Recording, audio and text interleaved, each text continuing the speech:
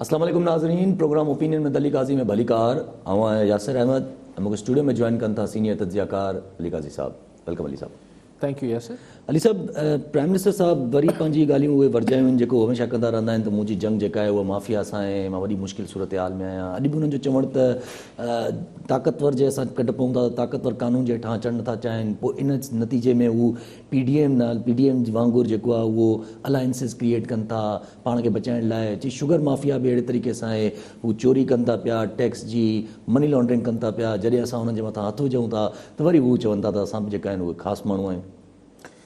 Basically अगर ही ॿ हवाला ॾियणु हूअं त हिकिड़ी जनरल क़िस्म जी हिकिड़ी तव्हां फ़लसफ़ो ॻाल्हाईंदा साईं, जेको मरात याफ़्ता तबिको आहे साईं, जेका अशराफ़ी आहे, जेका रूलिंग एलीट आहे, उहो वाक़ई में हर माशरे में ख़ासि तौर ते टी दुनिया जे मुल्कनि ऐं ख़ासि तौर पाकिस्तान जहिड़े मुल्कनि में इहो थिए थो त जेके असर रसूख़ वारी शख़्सियतूं हुजनि थियूं उन्हनि लाइ कानून ॿिया हुजनि था, आम माण्हू लाइ ॿिया हुजनि था। हिकु जनरल हिकिड़ी गुफ़्तगू थी वई।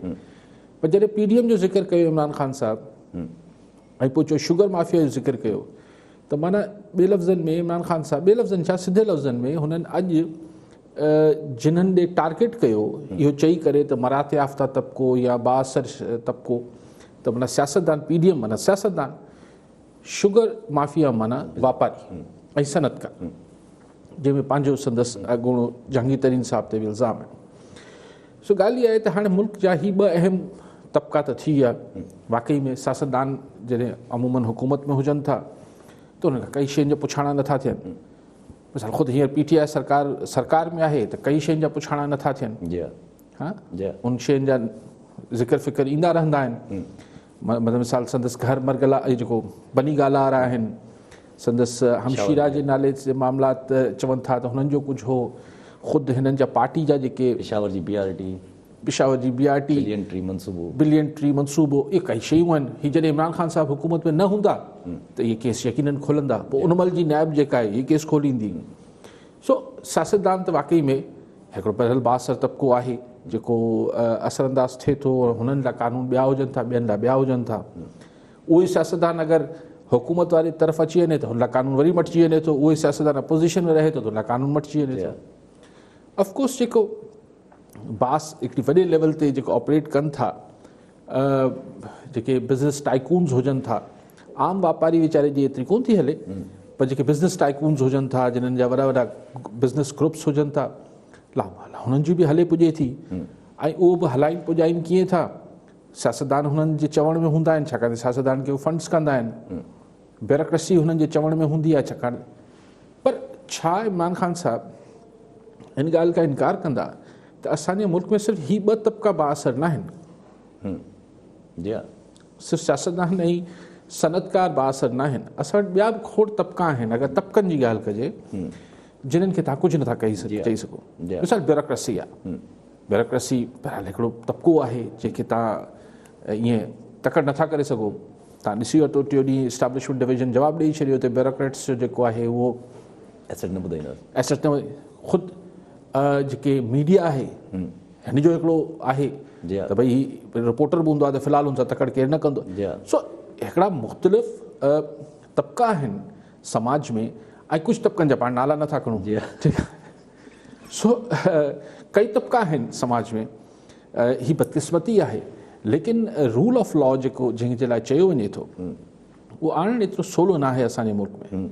ऐं सिर्फ़ु सियासतदान ऐं FIA खे शुगर जी इन्वेस्टिगेशन ॾियण सां इहो जेको फ़र्क़ु आहे त आम माण्हू लाइ हिकिड़ो कानून ऐं ख़ासि माण्हू लाइ ॿियो कानून, इहो किसो मटिबो न। जी हा, एॾो जल्दी कोन मटिबो आहे। अली साहब, ही पंहिंजो जीअं प्राइम मिनिस्टर साहब अॼु ॿिनि ॼणनि खे टारगेट कयो, पीडीएम खे ऐं शुगर माफ़िया खे। प्राइम मिनिस्टर साहब जो चवणु, पीडीएम त जॾहिं ठही ॾाढो टफ टाइम ॾेई सघे पई, गवर्नमेंट खे नज़र अचे, पोइ वरी पीडीएम पाण में ई जहिड़ा थी पिया, पीडीएम पाण ई टुटण जे मक़ाम ताईं अची वई, पीपल्स पार्टी दार थी वई, ANP दार थी वई।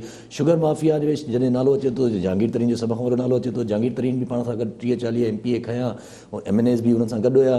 कल्ह वरी राजा रियाज़ साहब बि चयो त जहांगीर तरीन साहब सां बि जेको आहे उहो मुलाक़ात थी सघे थी प्राइम मिनिस्टर साहब जी 2-3 ॾींहंनि खां पोइ।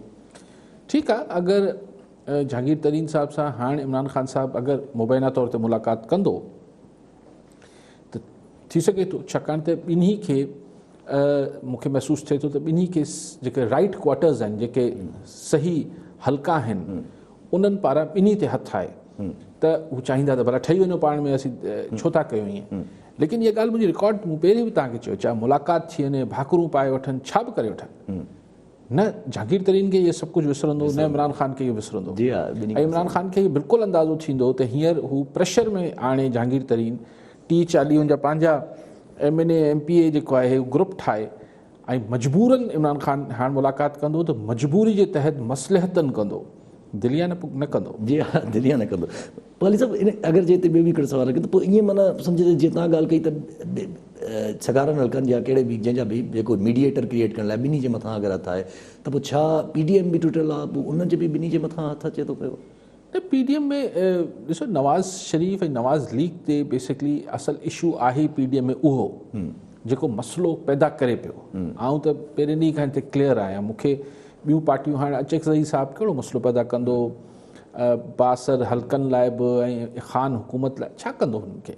बेसिकली नवाज़ लीग आहे ऐं नवाज़ लीग इन करे आहे छाकाणि त नवाज़ लीग जो नैरेटिव या पॉपुलैरिटी या सपोर्ट उहो आहे GT रोड। त ॻाल्हि नवाज़ लीग जी बि न आहे, ॻाल्हि आहे GT रोड जी। त उहो GT रोड जो जेको मामिलो आहे उहो कई दफ़े कोशिशि मूंखे जेको महसूसु थिए थो त कई दफ़ा कोशिशि थिए थी त नवाज़ लीग वारनि खे एॾो सोढ़ो कजे जो हू मजबूरनि ॻाल्हियुनि लाइ राज़ी थी वञनि। पोइ कई दफ़ा कोशिशि थिए थी त न अचो फज़ीलत सां ॻाल्हाए था वठूं, पर शायदि नवाज़ शरीफ़ कुझु सवायो घुरे पियो, उहो क़ाबिल क़बूल नथो थिए। पोइ ॻाल्हि इहा हुजे थी, ॾिसो असां वटि कोई इदारनि सां हिननि सां मामलात घटि हुजनि था, फ़र्दनि जा मामला बि हुजनि था न। मिसाल ज़ियाउलक हो, ज़ियाउलक हयात रहे जहिड़ो रहे हा त 88 में बेनज़ीर साहिबा खे हुकूमत त न ठाहिण ॾिया। जी हा, जी हा, जी हा, न ठाहिण ॾिया। अच्छा, साॻी रीति अगरि जनरल मुशर्रफ साहिबु अगरि 2013 महिल पावर में हुजनि हा त इक़्तिदार में वेठा हुजनि हा जनरल परवेज़ मुशर्रफ, त नवाज़ शरीफ़ खे वज़ीर आज़म त न थियण ॾियनि हा। त फ़र्दनि जा मसइला बि थी पवनि था। जी हा, माना उहा ई ॻाल्हि कजे अगरि वर्दी न छॾनि हा त पोइ उहो बि जी मुशर्रफ साहिबु अगरि वर्दी न छॾनि हा त पोइ बि माण्हू चवंदा आहिनि त के त एग्ज़ैक्टली, मतिलबु इहा वर्दी उहो ई मां चवां पियो त अगरि पावर में हुजे हा, पावर ज़ाहिर हुनजी हुई वर्दी जे करे, सो इहो फ़र्द पाण में अटकी पवंदा आहिनि। सो उहो वक़्त सां ई मामलात पोइ ठीकु आहे वालेकुम, ठीकु आहे सभु कॉलर सां गॾु अली असगर मेमर ठारू शाबा। जी मेमर साहिबु, छा सवाल हूंदो? वालेकुम अस्सलाम। काज़ी साहिब खां साईं सुवाल आहे, कुझु ॾींहं अॻु में शेख रशीद साहिबु हिकिड़ो बयानु ॾिनो जंहिंजी मां पुरज़ोर मुज़म्मत कयां थो, चए थो कराचीअ में सिंधियुनि खे ऐं ॿियरनि खे शिनासी कार्ड न ठाहे ॾिनो वञे। महिरबानी करे हिन जे लाइ कुझु मथे आवाज़ उथारींदो। ठीकु आहे साईं। मेमर साहिबु तव्हां इलाही देरि सां इहो एहतिजाज कयो पिया, उन त वापसि वठी छॾियो पंहिंजो बयानु ऐं माज़रत बि कई। शेख रशीद चयो त मूं ग़लती अचां सिंधियुनि जो लफ़्ज़ मुंहं मां निकिरी वियो ऐं बर्मी चवणु चाहियां पियो। जी हा, जी हा, माफ़ी घुरे वरिती, ग़लती मञी वरिती, त हाणे हुन ते कहिड़ो एहतिजाज कयो? छा जे लाइ एतिराज़ कजे हुन ते? ठीकु आहे साहिबु। अच्छा, पीपल्स पार्टी पहिरियां इहो चवंदी त घर वञिणो पवंदो या असां कढंदासीं, अहिड़ियूं ॻाल्हियूं ईंदियूं जॾहिं PDM में गॾु हुया। PDM खां हाणे पीपल्स पार्टी ॿाहिरि आई आहे त अॼु वरी बिलावल साहिब जो बयानु आयो आहे त इमरान ख़ान साहिबु जेको आहे उहो ज़िद छॾे ऐं पाण इस्तीफ़ो ॾिए। माना हा, हाणे शायदि इहो न पिया चई सघनि त असीं तव्हांखे कढी छॾींदासीं। हाणे चवंदा ॿेली ॾाहो थी छॾ, भला ज़िद छॾ, इस्तीफ़ा ॾे। हू बि अॻियां खां मां मीडिया में नथो चए इमरान ख़ान साहिबु, हू बि न्यापा इहे कयो त तव्हां ज़िद छॾियो, न ॾींदसि इस्तीफ़ा, हाणे बसि बाक़ी 2-2.5 साल आहिनि, मूंखे बि वारो पूरो करणु ॾियो। सो हाणे अगरि ईअं चवण ते त केरु इस्तीफ़ा कोन ॾींदो आहे, उहो प्राइम मिनिस्ट्री था। जी हा, प्राइम मिनिस्ट्री था। ठीकु आहे साहिबु। अच्छा, शेख रशीद साहिबु चवनि था त TLP वटि बैन कलदम TLP वटि जेको आहे उहो 3 ॾींहंनि जो मुद्दो आहे। हू पंहिंजे इन फ़ैसिले बैन जेको हुनजे मथां लॻो आहे पार्टी जे, इन फ़ैसिले जे ख़िलाफ़ु हू अपील करे सघनि था। ॾिसो हाणे आऊं छो बैन चऊं, पाण वज़ीर बैन नथा चवनि, रुगो TLP लाइ वेठा आहिनि त पाण बि चई था वठूं। जी हा। सो TLP जेका आहे उनखे एतिरी ख़बर त हूंदी त 3 ॾींहंनि में असीं अपील करे सघूं था। जी हा, इहो कोई एॾी का साइंस न आहे, ज़ाहिर हिकिड़ी पार्टी हलाइनि पिया TLP वारा, त एतिरो को 2 वकील त हूंदा, एतिरी ख़बर त हुननि खे हूंदी त असीं हुकूमत जे फ़ैसिले खे 3 ॾींहंनि जे अंदरि इन जे ख़िलाफ़ु अपील करे सघूं था। शेख रशीद खे त इहो ॿुधाइणु खपे त जे अपील थिए जी हा, कोर्ट में हिन हुकूमती फ़ैसिले ख़िलाफ़ु, त सरकारी वकील हुन अपील जी मुखालफ़त कंदो या हिमायत कंदो? जी ॿुधाए त शेख रशीद इहो कानूनी मशवरा छो पियो ॾे? ॾिसो एतिरी ख़बर त सभिनी खे हूंदी आहे, अगरि पार्टी हलायूं पिया एतिरी ख़बर त सभिनी खे हुजे थी त सरकारी फ़ैसिले जे ख़िलाफ़ 30 ॾींहंनि जे अंदरि तव्हां अपील करे सघो था। शेख रशीद साहिब त इहो ॿुधाए त हू जॾहिं अपील कंदा TLP वारा त हुकूमत हुन अपील जी मुखालफ़त कंदी या हिमायत कंदी या मुखालफ़त कंदी। ठीकु आहे सर। अच्छा हिते अगरि अली मोहम्मद ख़ान साहिब जो कल्ह हामिदमी जे सां गॾु प्रोग्राम में वेठा हुया त अली मोहम्मद ख़ान साहिब जो चवणु त माना ॻाल्हाईंदे उन्होंने चयो त यार ॾाढो हसास मामला है और आप इसको रेट ऑफ द स्टेट का नाम ना लें और बड़ी मुश्किल से बात हुई है। तो जॾहिं हामिद साहब थोरो सवाल करणु शुरू किया तो उन्होंने चवणु त यार कुछ छूट गए हैं, जॾहिं छा कि कुछ रिहाई थी आहे या रिहाई थींदी तो उन्होंने कुछ छूट गए और कुछ वक्त के साथ छूट जाएंगे। देखिए यही होना है ना, हुकूमत बस ठाही हो न। हाणे त बाक़ी साफ़ी ज़रिया असांजो कमु आहे त कुझु ॻाल्हाइणो आहे, को सवाल करिणो आहे, बाक़ी त सही सिधी ॻाल्हि आहे जॾहिं तव्हां हुननि जो ठाराह जेको आहे, जेको तव्हां ॿाहिरि तइ करे आया हो, उहो हुननि जी मर्ज़ी जो ठाराह तव्हां मनोवन क़ौमी असैम्बली में पेश करे छॾियो त डिक्टेशन त पार्लियामेंट वठी छॾी न।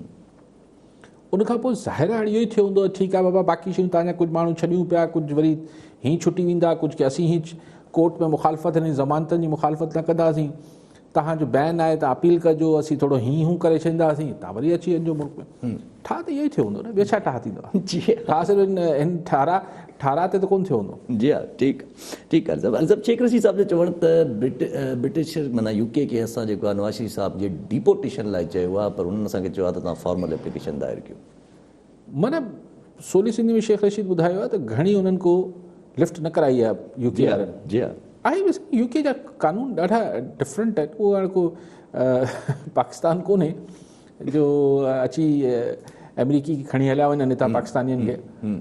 UK मां नवाज़ शरीफ़ खे वापसि घुराइण शेख रशीद हा जॾहिं इंटीरियर मिनिस्टर न हो त पाण बि इहो चवंदो त ॾुखियो आहे। सो हाणे मेरे फिकाई पे वंदराए चवंदा दरख़्वास्त ॾियो।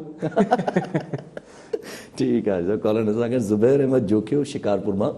जी जोखियो साहिबु, छा सवाल हूंदो? जी आवाज़ अचे थो?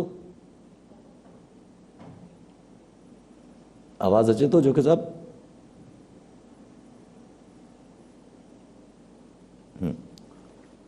शायदि कॉल ड्रॉप थी। अच्छा शेख रशीद साहिब जी अगरि आख़िरी ॻाल्हि बि हिकु छॾूं त शेख रशीद साहिब वरी पहिरियां बि मौलाना फज़लुर रहमान साहिब ते काफ़ी माना भरम रहंदा आहिनि, काफ़ी इल्ज़ामात रहंदा आहिनि।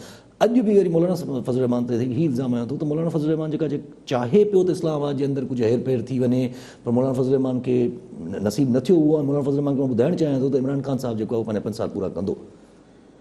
ठीकु आहे, मौलाना फज़लुर रहमान ते ज़ाहिर शेख रशीद साहिबु इंटीरियर मिनिस्टर आहे, कुझु न कुझु त ॻाल्हाइणो अथसि। मौलाना छा पियो चाहे छा न पियो चाहे, ॻाल्हि इहा आहे त मूंखे त हिन सॼे एपिसोड में ही जेको TLP वारो एपिसोड हुयो, मूं कल्ह बि तव्हांखे गुज़ारिश कई त मूंखे त लॻो त सरकारी जेके सरकार हुई उहा कंफ्यूज़ हुई, हुनखे पाण सम्झ न पियो, हिकिड़े पेज ते सभु न हुआ। मूंखे ईअं महसूसु थिए थो जो एतिरो क्योस ऐं एतिरी कंफ्यूजन छो पखड़ी आहे। सो हिन में मौलाना फज़लुर रहमान छा चाहे पियो, त चाहतूं त कंहिंजी छा थी सघनि थियूं, उहो शेख रशीद जी कहिड़ी ख़बर, लेकिन बहरहाल हुकूमत पाण कंफ्यूज़ड हुई। ठीकु आहे। कॉलर सां गॾु ज़ुबैर अहमद जोखियो शिकारपुर मां। जी जोखियो साहिबु, छा सवाल हूंदो? जी आवाज़ अचे थो?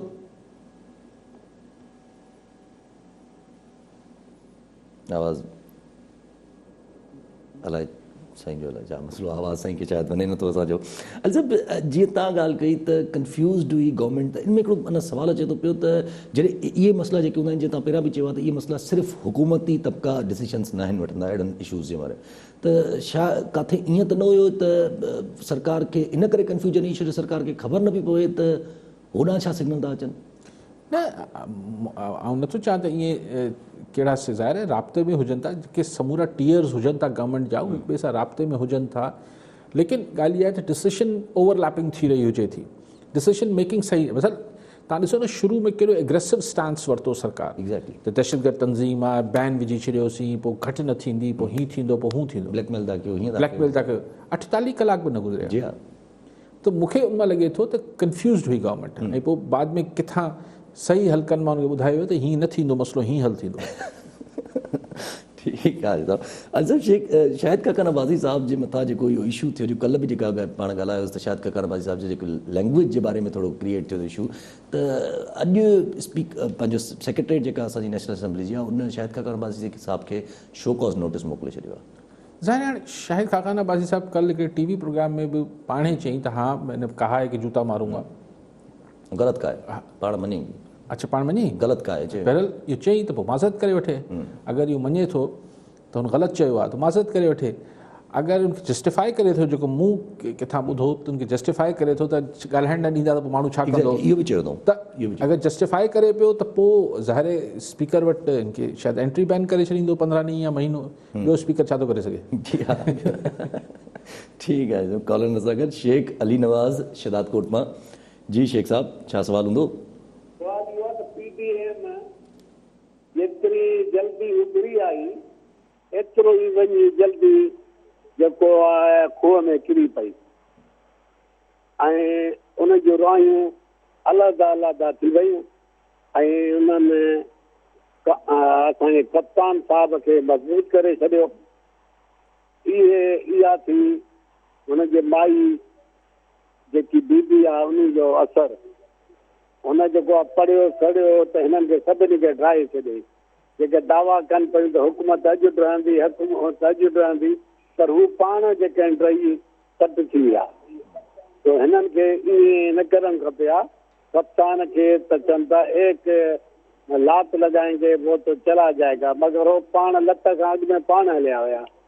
त इहो ॿुधायो साईं त अहिड़ी छो ॻाल्हियूं कनि था? कप्तान साहिब त तरह तरह जूं ॻाल्हियूं करे थो, हो त पोइ ते जल्दी हटी थो वञे, जेकी ॻाल्हि करे थो पोइ ते हटी थो वञे। ॿुधो साईं त अलाह तव्हांखे ख़ुशि रखे। हिन कप्तान साहिब जूं रुॻो सिर्फ़ु अखियूं असांजे सिंध में आहिनि।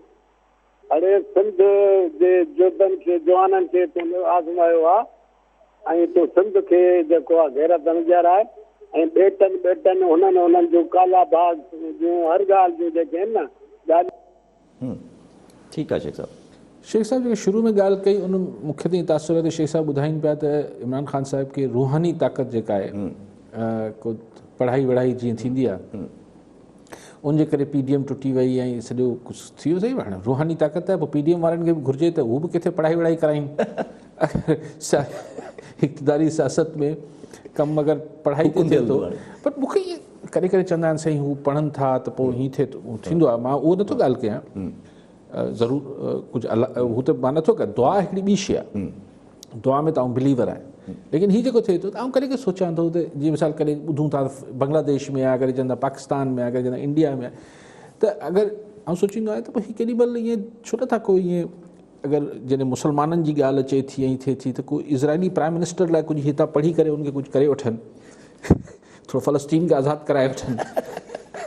न इहो थोरो सवाइ आहे छा? ॾिसो कंफ्यूज़ न कजो, ऐं दुआनि में यकीन रखंदो आहे पर हीअ जेका ॿी ॻाल्हि जेका साईं बि करे पियो त को पढ़ाई वढ़ाई थींदी आहे त उहो थोरो पाड़े में इंडिया ताईं कमु नथो हले। ठीकु आहे त कॉलर सां गॾु अब्दुल रऊफ़ रायमू जामशोरो मां। जी रायमू साहब छा सवाल हूंदो? महकमे सिंध जे डिपार्टमेंट मुख़्तलिफ़ डिपार्टमेंटनि जा जेके माण्हू आहिनि उहे मुज़ाहिरो करे रहिया आहिनि। उनमें हिकिड़ो महकमो आहे वैक्सीनेटर हेल्थ डिपार्टमेंट सां तालुक़ रखनि था ऐं ॿिया मुख़्तलिफ़ डिपार्टमेंट जा माण्हू आहिनि। उन्हनि हिकिड़ो प्लेटफॉर्म ठाहियो आहे, उहे हेडक्वाटरनि में अलॻि अलॻि मुज़ाहिरा करे रहिया आहिनि। पहिरीं हुननि जो मुज़ाहिरो हूंदो आहे प्रेस क्लबनि ते, पोइ वरी वेंदा आहिनि सीम हाउस जो रुख़ कंदा आहिनि, पोइ हुन ते पाणी जा जेके फुआरा इस्तेमालु कया वेंदा आहिनि, ॾंड जो इस्तेमालु कयो वेंदो आहे, पोइ हुन सां ॻाल्हियूं कयूं वेंदियूं आहिनि। इहे माण्हू सिंध जा आहिनि, इहे तव्हांजा वोटर आहिनि। इन्हनि सां जेकॾहिं अॻु में ॻाल्हियूं कयूं वञनि त कई नतीजे ते ॻाल्हि पुॼी सघे थी जंहिंमें तव्हांजे लाइ बि भलाई आहे, माण्हुनि लाइ बि भलाई आहे। सही थो चए रायमू साहिबु। सही रायमू साहिबु सही ॻाल्हि थो करे, शॉर्टकट करे वठनि, हीअं कंदा आहिनि पोइ हीअं कंदा आहिनि, आख़िर में ॻाल्हियूं कंदा सिधो ॻाल्हियूं करे वठनि त हरू भरू हिननि जा पाणी ख़र्च न ईंदो, पुलिस लठियूं बि न हणंदी, माण्हू ज़ख़्मी बि न थींदा ऐं पंहिंजा माण्हू आहिनि, वोटर आहिनि, सभु कुझु आहे, हिननि खे डायरेक्ट करे वठे। जी जी पर हू जेका ॻाल्हि पाण कई पिए त हीउ जेको थींदो आहे इहो असांजा हाणे नाला नथो खणा, सभिनी खे ख़बर आहे कई कई सीनियर सियासतदान वेंदे तव्हांजा अॻूणा वज़ीर आज़म इहे फलाणे जबल ते फलाणो बाबा वेठो आहे, उहो डंडो हणंदो आहे, उनखां डंडा खाई ईंदा आहिनि, फलाणो आहे पोइ हुन सां हीअं थींदो आहे, पोइ त मां इहे सोचां थो त हीअ मतिलबु आउं कंहिंजी रूहानी ताक़त न हुनखां इनकारी न आहियां, पर आउं चवंदो आहियां त यार ॻाल्हि इहा आहे त पोइ अहिड़ो कोई ईअं कराए पाकिस्तान जी माशी सूरत हाल छो नथा ठीकु कराए वठनि, या न ग़लति आहे? अच्छा ठीकु आहे, जिन शयुनि जो शायदि असरु पड़े थो उहे शयूं घटि थी थियनि। ठीकु आहे सभु फेसबुक ते असां वटि सवाल आहिनि। आफ्ताब सलमान लगारी चंबड़ मां पुछनि था त कल्ह क़ौमी असैम्बली में हंगामो थियो, अॼु वरी सिंध असैम्बली में इजलास में बि हंगामा आराई जो वर चढ़ी वई इजलास जेको आहे, असांजा जेके चूंडियल नुमाइंदा असैम्बली में पाण ई विड़ी आवाम खे कहिड़ो पैगाम ॾेई रहिया आहिनि? आवाम खे इहो ई पैगाम ॾेई रहिया आहिनि त असीं वणंदा पयूं। कहिड़ी वॾी ॻाल्हि थी आहे इहो? हाणे कहिड़ी ॾिसो पार्लियामेंट्स में इहो थींदो बि आहे, ईअं न आहे त हीअ को पाकिस्तान क़ौमी असैम्बली या सूबाई असैम्बली में कोई अनोखी ॻाल्हि आहे, दुनिया में थींदो आहे, फर्स्ट वर्ल्ड कंट्रीज़ में हिकु ॿिए खे ठोशा वोशा हणी वठंदा आहिनि, थींदो रहंदो आहे। पर असां वटि मुस्तक़िल आइटम आहे, उते करे 2-3 सालनि 4 सालनि में हिकिड़ो दफ़ो थींदो आहे, असां वटि रोज़ जो मामूल आहे, छाकाणि त असां वटि मथे या हेठि अपोज़िशन खे ज़ाती दुश्मनी वारी हैसियत में ॾिठो वञे थो। गवर्नमेंट बि हुननि खे ज़ाती दुश्मन सम्झे थी ऐं अपोज़िशन बि गवर्नमेंट खे ज़ाती दुश्मन सम्झे थी। मिसाल इमरान ख़ान साहिबु कॾहिं बि अपोज़िशन खे सां इंटरेक्ट करण लाइ हू तयार ई न आहे, सम्झो ई न आहे, हुनखे क़ाबिल ई नथा सम्झनि त अपोज़िशन सां ॻाल्हायो वञे, ऐं हू बि ईअं ई सम्झनि था इमरान ख़ान साहिब लाइ, हू बि हिकिड़ी पर्सनल थियल आहिनि मामला। त पोइ पार्लियामेंट में त अपोज़िशन ऐं गवर्नमेंट गॾु न हूंदा त पार्लियामेंट त हली नथी सघे। सिंध असैम्बली में बि ईअं ई आहे, ही बड़ी PTI वारा कुझु कनि था, लेकिन ॻाल्हि इहा आहे त उते बि को सब्सटेंशियल ॻाल्हि हुजे न, हुते बि को सिंध जी ॻाल्हि थिए त को हिकिड़ो पॉइंट ऑफ व्यू थिए, उते एक्चुअली छा आहे त थोरो हाणे इस्तेकाक मजूरू थी वेंदा न, सुभाणे तोखे मूंखे सॼे बिहारे छॾी न त मतिलबु लेवल छा आहे यार, छा गुफ़्तगू थिए थी सवाइ कुझु ॻाल्हियूं छॾे, ऐं छा ते बहस करे रहिया हुजनि था, मतिलबु हर ॻाल्हि ते इहो मतिलबु कसम खणी घरां निकिरनि था त हिक ॿिए जी मुखालफ़त करणी आहे यार, त इहे थोरी थींदो आहे। हीअ को हू स्कूलनि ऐं कॉलेजनि में थींदो त भई मौज़ू ॾिबो त हिकिड़ो माण्हू ख़िलाफ़ु ॻाल्हाईंदो, हिकिड़ो माण्हू हक़ में ॻाल्हाईंदो, छाकाणि त उहो टीचर पहिरीं ॿुधाए छॾींदो त बाबा हीअ फॉर में ॻाल्हाईंदो, हीअ अगेंस्ट में ॻाल्हाईंदो, त उहो त ॻाल्हाइणो ई ॻाल्हाइणो हूंदो, कूड़ा सचा दलील ठाहे बि मुखालफ़त करणी, चाहे ॻाल्हि दिलि सां लॻे पई पर मुखालफ़त करणी या हक़ में ॻाल्हाइणो आहे, चाहे ॻाल्हि न पई वणे, हीअ बि घरां कसम खणी निकिरनि था, पोइ दैट डिफीट्स द पर्पस। आउं सम्झां थो त असैम्बली जो जेको जंहिं बि इहो जेको मदर पार्लियामेंट खां इहो सॼो कॉन्सेप्ट आहे बर्तानिया जी पार्लियामेंट खां वठी, त भई पार्लियामेंट जेको आहे हू ओपन ज़हन सां ट्रेजरी ऐं अपोज़िशन बेंचिस जेके आहिनि शयुनि खे इवॉल्व कनि ऐं ॻाल्हि खे हिकिड़े धारा में, जीअं बादशाहत में थींदो आहे त हिकिड़े धारा में न वञे, तंहिंजे करे अपोज़िशन जो रोल हूंदो आहे त हुननि खे हू ॿियो पासो बि ॾेखारे, ऐं हुकूमत जो फ़र्ज़ु आहे त हू जॾहिं ॿियो पासो ॾिसे हू ॾेखारे अपोज़िशन त हुनखे हू कंसिडर करे ऐं पंहिंजी शयुनि में फ़ैसिलनि में तब्दीली आणे। आइज़ हैव इट, आइज़ हैव इट, बसि आइज़ हैव इट, आइज़ हैव इट, त बसि पोइ हाणे आवाज़ बि नथो अचे कॾहिं स्पीकर खे, पूरा माण्हू हा बि नथा चवनि, पोइ बि रेज़ोल्यूशन ऐं बिल मंज़ूर थी था वञनि। ठीकु आहे, सभु कॉलर असां सां ज़ुल्फ़कार लुंड कराची मां। जी लुंड साहिबु छा सवाल हूंदो?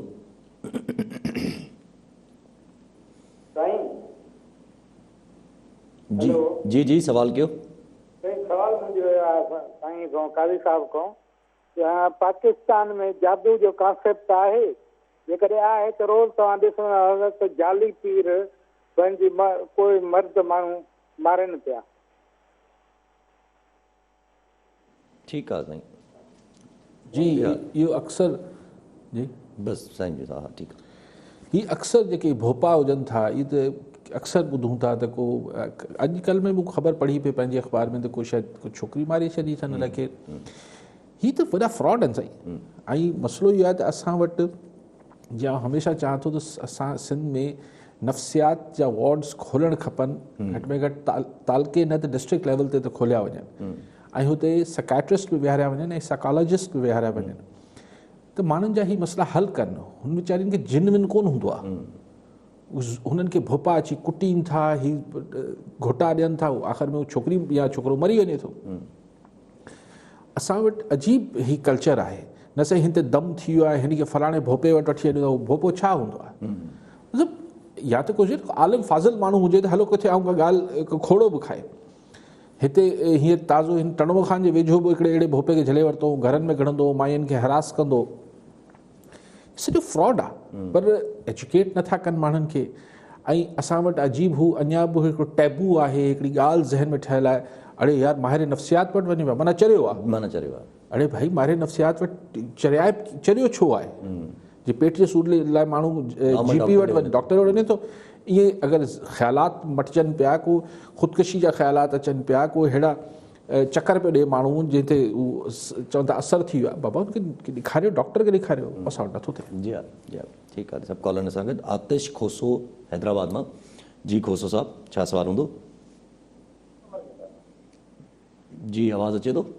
असांजो सवाल इहो आहे त 2019 में सिंध पर्सेस कमीशन में पोस्टूं आयूं हुयूं स्पेशल एजुकेशन डिपार्टमेंट में, ऐं असां सभिनी ॿारनि हुते अप्लाई कयो त उन जूं टेस्टूं थियूं फेबरवरी 2019 में, ऐं न को उन्हनि जी का रिज़ल्ट आई आहे ऐं न कोई वरी अॻियां कुझु फर्दर को उन्हनि जी तरफ़ां आयो आहे।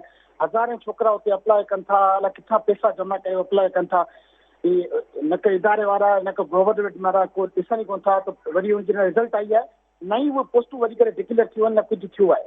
ठीकु आहे, त काइंडली तव्हां वसारा माण्हू आहियो, तव्हां थोरो उन्हनि खे माना इन टॉपिक खे उजागर कंदा त जीअं उन्हनि जे कनि तक ॻाल्हि पुॼे त भई इहे हालतूं लॻियूं पियूं आहिनि त ॿार अप्लाई कनि था, पैसा अलाए किथां भरनि था, टेस्टूं ॾियनि था, न को रिज़ल्ट अचे थी, न को कुझु थिए थो उन्हनि जो। ॾिसो ही आतिश खोसो नालो इंट्रस्टिंग आहे, आतिश। जी हा।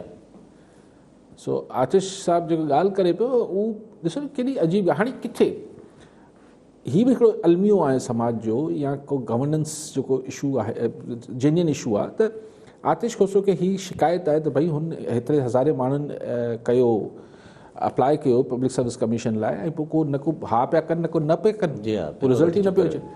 उहे चवनि पिया त काई साहब तव्हां थोरो ॻाल्हायो, हलो मूं ॻाल्हाए वरितो, पर अगरि आऊं हिनखे मशवरो ॾियणु चाहियां आतिश खोसो खे त यार हुते वञी दरख़्वास्त ॾेई वठो, त छा चवनि?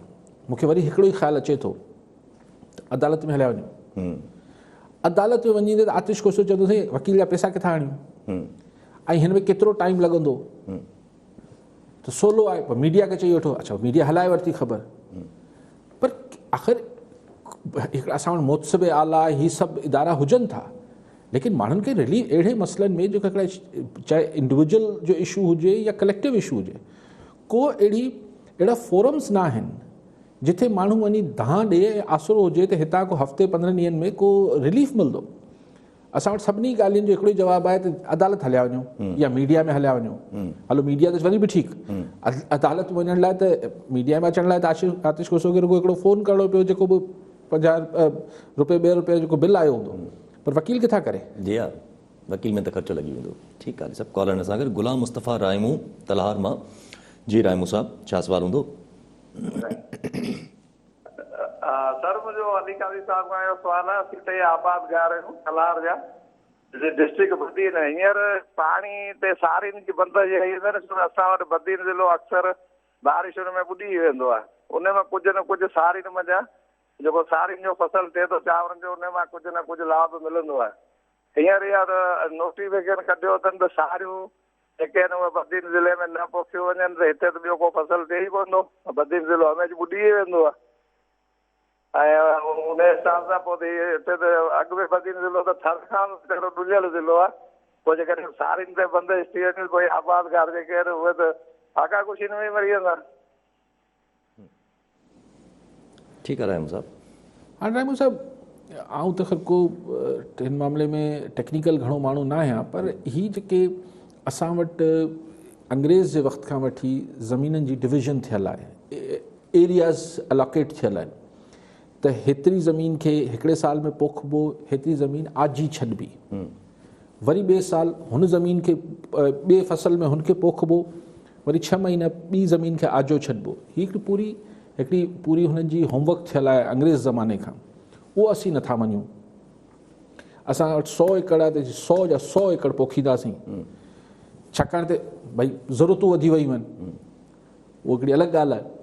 पोइ वरी अंग्रेज़ जे ज़माने खां ई कुझु एरियाज़ जेके आहिनि कॉटन बेल्ट डिक्लेयर थियल आहिनि, कुझु एरिया जेके आहिनि राइस बेल्ट डिक्लेयर थियल आहिनि, कुझु कीअं थियल आहे कमंद लाइ आहे पाणी जे ज़मीन जे हिसाब सां। पोइ अंग्रेज़नि खां पोइ बि शायदि कंहिं हुनखे असांजी सरकार बि कंहिं हुनखे अञा ठीकु कयो हूंदो, जेको बि फॉर्मूला हूंदा। ॻाल्हि तव्हांजी बि ग़लति न आहे, ॻाल्हि हू बि ठीकु आहे। ॻाल्हि इहा आहे त तव्हां बि चओ था ॿियो छा पोखियूं, हाणे आउं को माहिर ज़रई माहिर कोन आहियां तव्हांखे ॿुधायां, लेकिन अगरि हर ज़मीन ते मतिलबु राइस बेल्ट ते बि हर शइ थियणु शुरू थी वेंदी त पोइ कॉटन किथां ईंदो? अगरि हर जॻह ते कॉटन थियणु शुरू थी वेंदी त पोइ केन किथां ईंदो, वीट किथां? त हाणे एज़ ए सेट के आउं त को एक्सपर्ट आहियां ई कोन, लेकिन ही हिकिड़ी पूरी रिसर्च खां पोइ हिकिड़ी शयूं थियल आहिनि। हिननि खे मञियो नथो वञे, आबादगार हिन खे ओवररूल कनि था अहिड़े फ़ैसिलनि खे, ऐं हुनजी भंजकड़ी कनि था। हाणे आउं को सही ज़रूरी माहिर तव्हांखे राय मूंसां ॿुधाए सघंदो त अगरि चांवर न त पोइ छा पोखींदो, मूंखे ख़बर न आहे। लेकिन ही पहिरियों हिकिड़े पूरे रिसर्च खां पोइ हिकिड़े एरियाज़ खे डिक्लेयर कयो वियो त तव्हां हर फसल हर हंधि नथा पोखे सघो। ठीकु आहे साहब। अॼु साहब असद उमर साहब थोरी देरि पहिरियां प्रेस कॉन्फ्रेंस करे असद उमर साहब जो चवनि त हालात मुल्क जा जेके आहिनि उहे तमामु कोरोना जे हिसाब सां हालात जेके आहिनि मुल्क जा तमामु बदतर थींदा था वञनि, ख़राबु तरफ़ ईंदा था वञनि, असांजा अस्पताल जा बेड भरजंदा था वञनि। असां फ़ैसिला कुझु अहिड़ा करे छॾिया आहिनि जेके मज़ीद सख़्तियूं कंदा ऐं उहे जिमे ते अनाउंस कंदासीं। सख़्तियूं छा थींदियूं? वॾा शहर बंदि कबा, ॿियो छा थींदो? इहा ई ऐं बंदि कंदा या हिननि जा वक़्त अञा घटाए छॾींदा।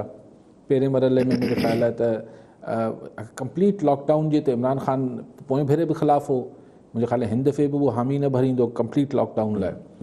लेकिन हू स्मार्ट लॉकडाउन जेके थींदा आहिनि, पोइ मतिलबु 5 कलाक कमु छॾिबो, 5 कलाक बंदि रखिबो, कुझु इन टाइप जा कमु कंदो। पर हिन दफ़े अलाह सभिनी ते बाज रखे, पर पंजाब वारे पासे ते वधीक तकलीफ़ अची वई आहे। अञा ही पाण वारो पासो बचियल आहे हिन हवाले सां त फ़ौतकियुनि जे हवाले सां हिते मरीज़ त अचनि पिया, पर ओतिरो तादाद ऐं अंग नाहे जेतिरो पंजाब, इस्लामाबाद ऐं हिन KP वारे पासे आहे। लेकिन अलाह सभिनी ते बाज रखे, मुल्क आहे गॾियो पियो आहे, हुतां माण्हू अचनि पिया, हितां माण्हू वञनि पिया, रोके त नथा सघूं। पर अञा असां सिर्फ़ु इंडियाज़ खे बैन कयो आहे इंडियन पैसेंजर्स मुसाफ़िरनि खे अचण लाइ। ॿिया मुल्क बि जेके जिन्हनि वटि ही मुख़्तलिफ़ ख़तरनाक वेरियंट्स आया आहिनि, असांखे तकिड़ो फ़ैसिला करणु खपनि, उनखे न अचणु ॾियणु खपे। फ़िलहाल जीअं हू असांखे नथा अचणु ॾियनि, जी हा, ईअं असांखे बि रोकणु खपे। ठीकु आहे साहब। अच्छा जी तव्हां ॻाल्हि कई, ऐं असद उमर साहब बि इहा ई ॻाल्हि कई त शायदि वॾनि शहरनि ते असांखे वरी पाबंदियूं वधाइणियूं खपनि, वॾनि शहरनि खे वरी बंदि करणु खपे। त उनमें त मतिलबु कराची पाकिस्तान जो सभ खां वॾो शहर आहे तक़रीबन, त NA 249 जी इलेक्शन बि हिते रखियल आहे। सिंध सरकार लिखियो बि हुयो त इलेक्शन खे जेको आहे पोस्टपोन कयो। वरी वफ़ाक़ी सरकार बि इंट्रस्टेड आहे अगरि लॉकडाउन करण लाइ, त पोइ इलेक्शन कीअं थींदो? पोइ इलेक्शन न थींदी। अगरि लॉकडाउन डिक्लेयर करे छॾियूं त पोइ ज़ाहिर इलेक्शन न थींदी। ऐं काफ़ी धुरियूं सुख जो साह पटींदियूं त मरियम नवाज़ सिंध में न आई।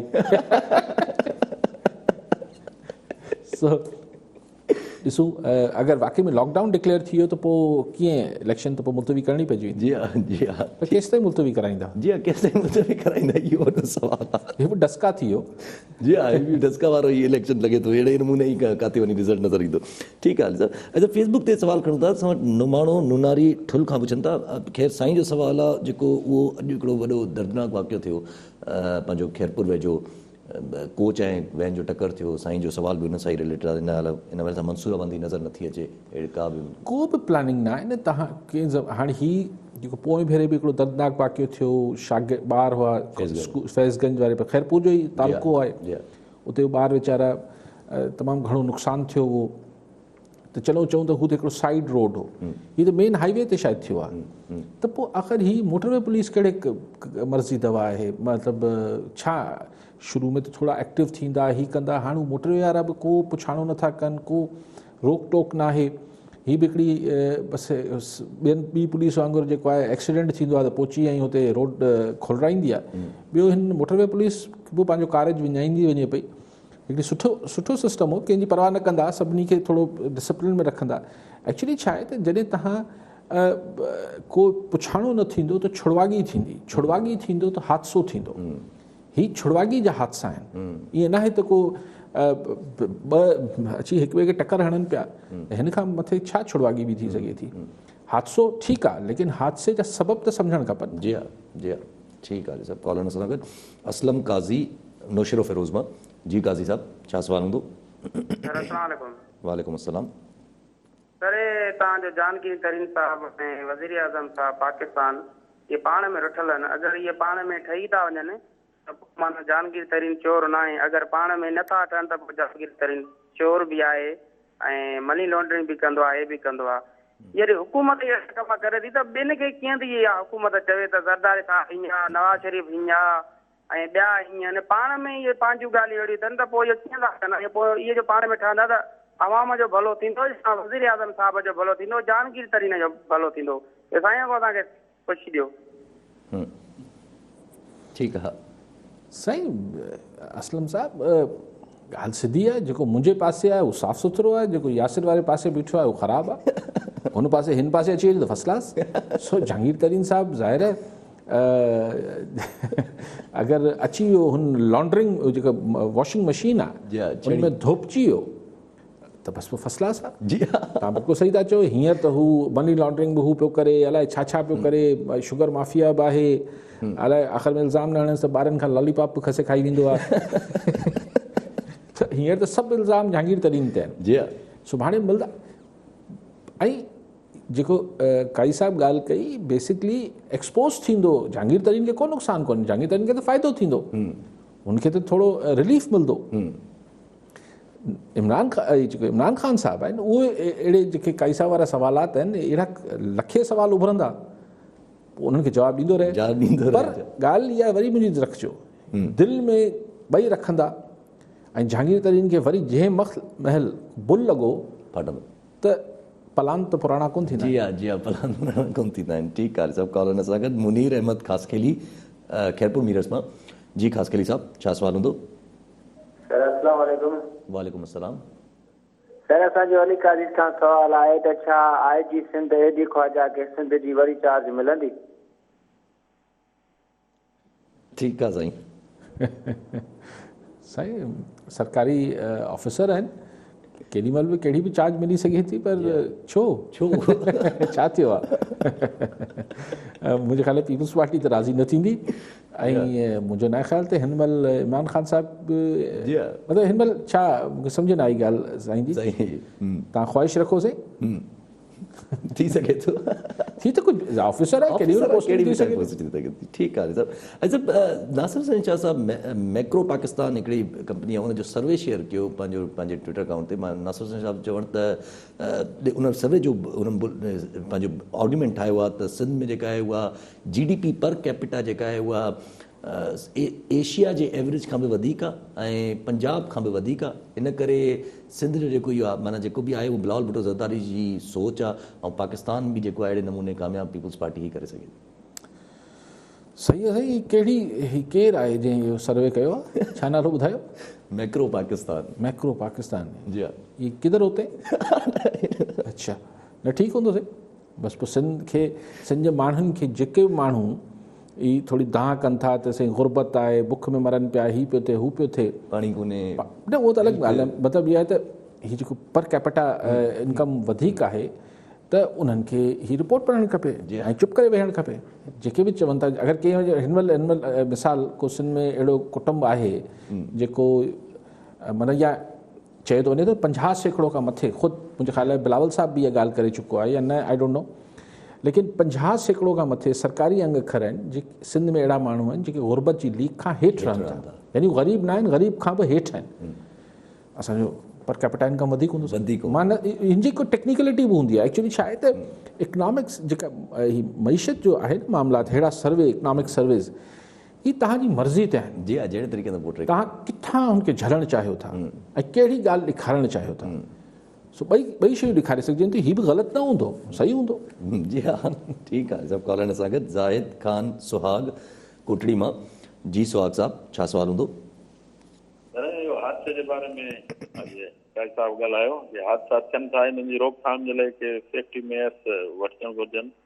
हिन में एक्सीडेंट जे बारे में आहे त जेको बि नुक़सानु थिए थो हुनखे सिंध गवर्नमेंट जे पारां मुआवज़ो ॾिनो वञे थो। इन में अवेयरनेस वधाई वञे त जेको मुआवज़ो मिले थो उहो फिलफोर इंतिज़ामिया हुननि जा पर्टिकुलर्स वठी बिना कंहिं रंडक जे उन्हनि जे घरनि ताईं उहे चेक पहुचाए ऐं जेके बि हादसे में मुलविस थियनि था उन्हनि खे को अहिड़ो सबक़ ॾिजे जो आईंदा कंहिं बि ट्रांसपोर्टेशन में इहा शइ लाॻापियल हुजे त कम अज़ कम स्पीड जो छा हुजणु खपे हिसाब किताब, रस्तनि जो छा हिसाब किताब, मोटरवे खे अञा थोरो एक्टिव हुजणु खपे, उन सां गॾु सिंध पुलिस खे बि। ऐं ॿियो सर ई जेके अॼुकल्ह पैसा मिलनि पिया ग़रीबनि खे, ग़रीब SOP नज़र अंदाज़ मजबूरन करणी थी पए, पोइ इन में का इंतिज़ामिया कुझु करे त मां सम्झा बहितर थी वेंदो साईं। महिरबानी सर। ठीकु आहे सुहाग सुहाग साहब, जेके तव्हां एक्सीडेंट जे हवाले सां चयो त जेके ज़िम्मेवार आहिनि जे ख़िलाफ़ फौरी तुर्त एक्शन वरितो वञे, अक्सर करे जेके ज़ाहिरी तरह ज़िम्मेवार हुजनि था ड्राइवर्स हुजनि था, उहो त तॾहिं त मरी वञनि था, हू बि बचनि, घणे मांगे नथा बचनि, त उन्हनि जे ख़िलाफ़ ॿियो कहिड़ो एक्शन थींदो। लेकिन असल ज़िम्मेवारी हुनखे रेगुलेट करण जी आहे, उहो आहे मोटरवे पुलिस जी। ही जेके नेशनल हाईवे आहिनि तव्हांजा, उते सिंध पुलिस जी डोमेन नथी ठहे, हू हाणे वफ़ाक़ जी मिल्कियत आहिनि, वफ़ाक़ जे दायरे इख़्तियार में आहे। त हुननि खे इहो यकीनी बणाइणु खपे त को ड्राइवर अहिड़ी हरकत करण खां अॻु 100 दफ़ा सोचे, हिन ते ॻरा ॾंढ लॻणु खपनि, हिन जे लाइसेंसिस खे चेक करणु खपे, स्पेशली कमर्शियल ट्रांसपोर्ट जेके ड्राइवर्स हलाइनि पिया, त ही लाइसेंसिस कीअं मिलियल आहिनि हिननि खे। तव्हां हू ॻाल्हि बिल्कुलु सही था कयो त हिननि जे वुरसा खे जेको बि मुआवज़ो मिलणो आहे उहो तुर्त मिलणु खपे। हुन पैसनि सां हुनजा माइट मोटी कोन ईंदा आहिनि, लेकिन इहो आहे त हिकिड़ी कंपनसेशन थिए थी। हिकिड़ो ई माण्हू घर में कमाईंदड़ हुजे, उहो मरी वञे त हुनखे घर में पैसा हफ़्ते 15 ॾींहंनि खां पोइ मिली वञनि, पर असां वटि त ज़ुल्म आहे त 60 साल नौकिरी कंदड़नि खे पेंशन नथी मिले, 2-2 टे साल सरकारी हुनमें तव्हां को मुलाज़िम मरी वञे त हुनखे हुनजी बेवा खे पैसा नथा मिलनि, त हीअ त वरी तव्हां ॿी ॻाल्हि था कयो, हू जेके सरकार जो हिसो रहिया हुजनि था उन्हनि खे पैसा नथा मिलनि। असां वटि जेको ही सॼो रेड टेपिज़म आहे, हिकिड़ो ज़ुल्म आहे। जी हा, ॾाढी मुश्किलात में आहिनि, ॾाढो माण्हू बि मुश्किलात में आहिनि, त केरु बसि गवर्नमेंटूं बि फ़िलहालु आहिनि मुश्किलातुनि में। ठीकु आहे अली साहब, वरी महिरबानी अली साहब। नाज़रीन, अॼु जे प्रोग्राम जो वक़्तु पूरो थियो, वरी मिलंदासीं ईंदड़ प्रोग्राम में। दुआनि में